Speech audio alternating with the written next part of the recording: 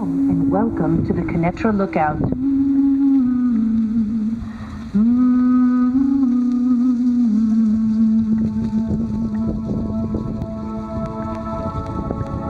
In front of you is the Quneitra Valley, full of orchards and vineyards, which has become a symbol of the flourishing agriculture here on the Golan Heights.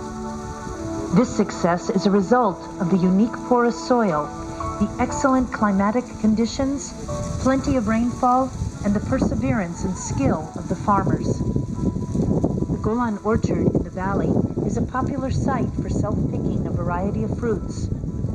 During the spring and summer, you can pick cherries, berries, plums, nectarines, and apples, just to name a few. A host of activities awaits the whole family at this site, including tractor tours in the fields.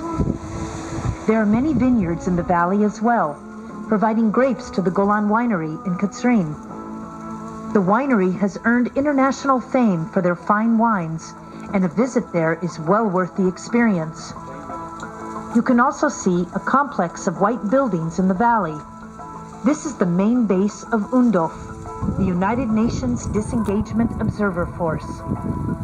Their role is to monitor the disengagement agreement signed between Israel and Syria after the Yom Kippur War in 1974. The only border passage between Israel and Syria is located close to this base.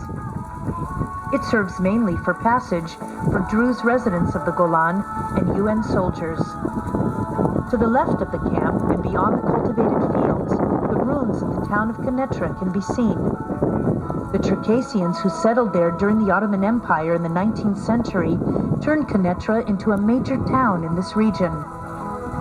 From the establishment of Syria as an independent state in 1946 until 1967, Quneitra served as the central military base for the Syrian army.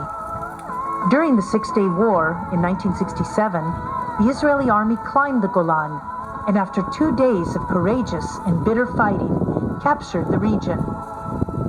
After the war and the Syrians' rejection of the Israeli peace proposal, Israel began to settle the Golan. The original members of Kibbutz Marom Golan, the first Israeli community on the Golan, settled around the outskirts of Quneitra. In 1972,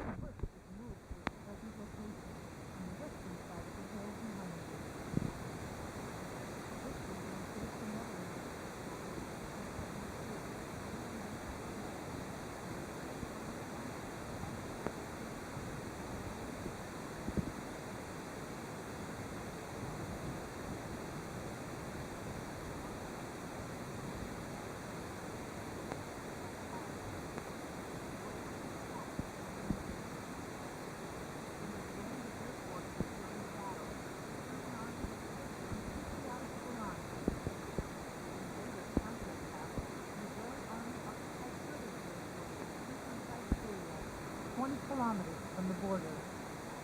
After the war, Israel and Syria signed the disengagement agreement, and Israel pulled back from the territory occupied in the Yom Kippur War. As a goodwill gesture, Israel also agreed to withdraw from the town of Quneitra. Today, the borderline passes just beyond the cultivated fields in front of you. The Syrians left Quneitra in ruins, and instead built a new town in the city of Golan.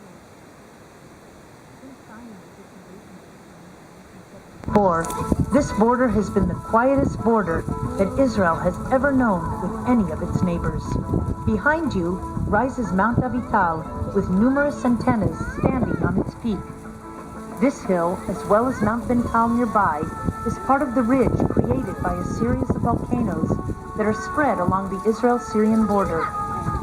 This ridge is of vast importance for the defense of the State of Israel, especially for intelligence gathering purposes. To your right, you can see the wind power plant on Mount Asaniah. This is a new project that involves 10 wind turbines for electricity production. The power plant's yearly energy production provides electricity to over 4,000 households.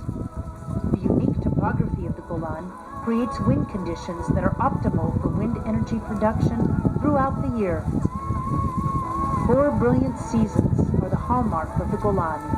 Summers with moderate temperatures, autumn with an array of golden colors, winters in which you can hike along the flowing streams and snow-capped peaks, and spring, which surrounds you with fragrances and colors of the blossoming orchards and the wildflowers.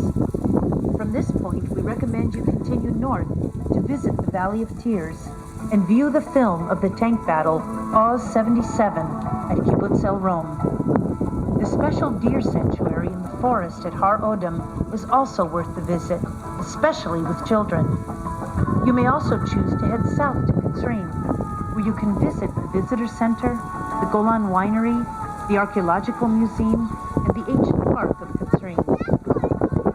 Together, we will keep the Golan clean. The residents of the Golan wish you a pleasant visit.